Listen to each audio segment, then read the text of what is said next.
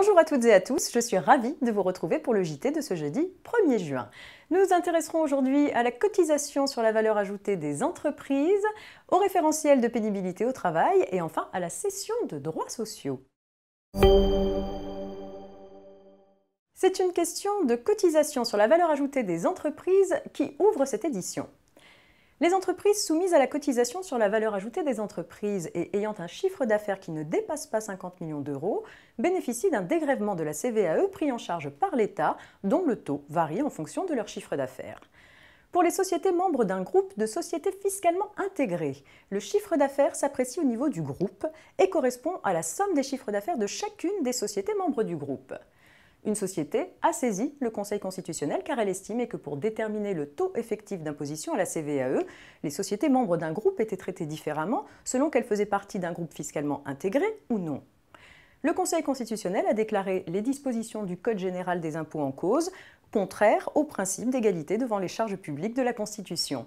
Ainsi, depuis le 20 mai 2017, les dispositions du Code général des impôts selon lesquelles, lorsqu'une société est membre d'un groupe fiscalement intégré, le chiffre d'affaires à retenir pour l'application du dégrèvement de CVAE s'entend de la somme des chiffres d'affaires de chacune des sociétés membres du groupe, sont annulées. Un point sur les référentiels de pénibilité au travail à présent. Le compte personnel de prévention de la pénibilité permet à un salarié qui travaille dans des conditions difficiles et se trouve exposé à un ou plusieurs facteurs de risque professionnel d'accumuler des points pour financer une formation, une réduction de son temps de travail ou une majoration de sa durée d'assurance qui lui permettra de partir en retraite avant l'âge légal. Un accord de branche étendu de prévention de la pénibilité peut déterminer des situations d'exposition des salariés à un ou plusieurs facteurs de risque professionnel. En l'absence d'accord de branche étendu, l'employeur peut évaluer ces expositions grâce à des référentiels professionnels de branche homologués par arrêté ministériel. 9 nouveaux référentiels professionnels de branche ont été homologués, s'ajoutant aux 4 déjà homologués en 2016.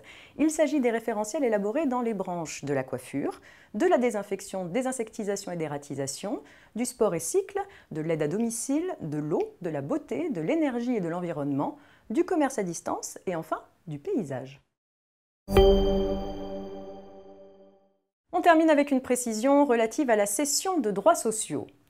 Lorsqu'une cession d'actions ou de parts sociales comporte une garantie de passif, le bénéficiaire de la garantie est en principe le cessionnaire des droits sociaux, donc l'acheteur des actions. Si les parties souhaitent que l'acte de cession fasse de la société dont les actions sont cédées la bénéficiaire de la garantie de passif, de façon exclusive ou avec le cessionnaire, il faut alors que l'acte comporte une stipulation claire en sa faveur. À défaut d'une clause, la Cour de cassation confirme que seul l'acheteur peut réclamer au cédant le paiement de la garantie. C'est la fin de cette édition. Excellente journée et à demain, vendredi.